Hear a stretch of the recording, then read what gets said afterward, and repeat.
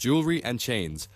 Let's start with the bling bling. In the 90s, chains were everywhere. Many players like to express themselves on and off the pitch, so it's not exactly shocking that the iced out look was popular back when it was legal. FIFA banned jewelry in 1999 for safety reasons. Although some argue that chains can get snagged or ripped while battling it out on the pitch, the NFL, a far more physical game, still allows players to wear jewelry with their kits today. In fact, during the brief period when footballers were rocking chains on the field, there aren't even any notable reports of injuries caused by them. However, the bling-bling aesthetic isn't completely dead in football. Modern players like Neymar or Paul Pogba find ways to maintain it, wearing pieces under kits or during warm-ups. Jules Koundé even got away with playing half of a round of 32 World Cup game with a gold chain on.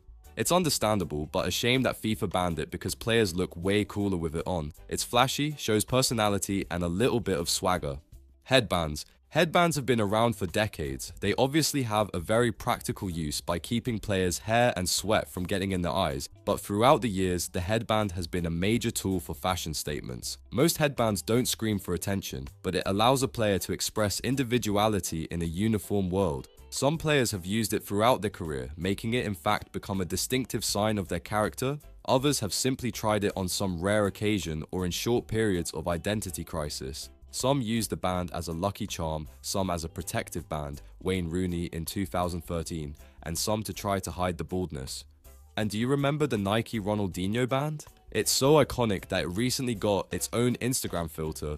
David Beckham popularized them as part of constant hairstyle changes, while players like Totti, Neymar, and Darwin Núñez kept the trend alive. One of the more iconic ones in recent times is Alan Saint-Maximin, a great fan of the hairband because it manages to perfectly contain his small dreadlocks. He used to step on the field with a thick Gucci headband. Why not?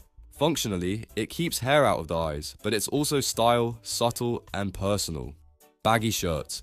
The 80s, 90s, and early 2000s were the era of baggy kits. Nike, Adidas, Umbro, they all embraced oversized cuts and heavier fabrics. Eric Cantona became the perfect icon. Upturned collar, which is an aesthetic itself. Loose Manchester United jersey, effortless swagger. Compared to today's slim fit, body-hugging kits, the oversized jerseys of that era almost looked like parachutes blowing in the wind.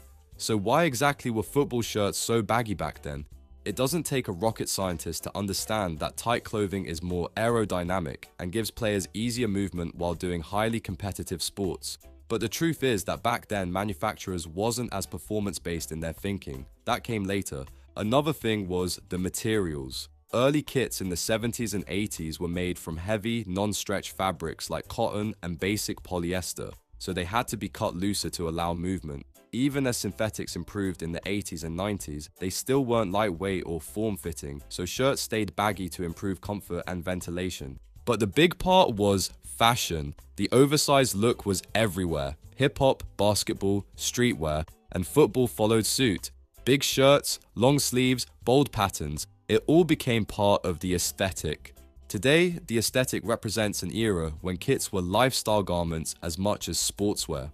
And then there's one of the newcomers, cut holes in the back of socks. At first glance, it's absurd. It looks like a laundry fail, a "I give up" fashion statement. Critics have called it one of the dumbest trends in football, and honestly, it kind of is.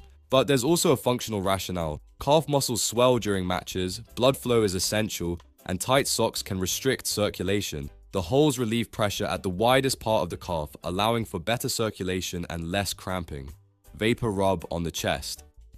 Patrick Vieira in the late 90s made a simple practice iconic: vapor rub applied to the chest. Originally, it was a purely functional thing, helping keep airways open, particularly aiding with breathing in cold weather, applying a big damp circle of it right in the center of his jersey. It was visible, intense, almost warlike. This made other players follow, and the trend was born. Arsenal won almost everything at this time, so no wonder people started to emulate whatever they was doing.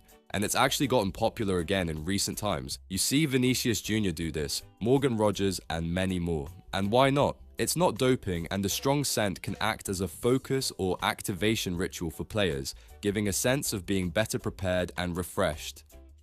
Finally, the infamous Snood. This simple neck warmer took over the Premier League around 2010. Originally brought in by foreign players used to colder conditions, it quickly became iconic, worn by players like Carlos Tevez, Yaya Toure, Samir Nasri, and Mario Balotelli. It looked unique, it kept players warm, but not everyone loved it. Traditionalists like Alex Ferguson openly criticized it, and in 2011, IFAB officially banned snoods in matches for safety reasons.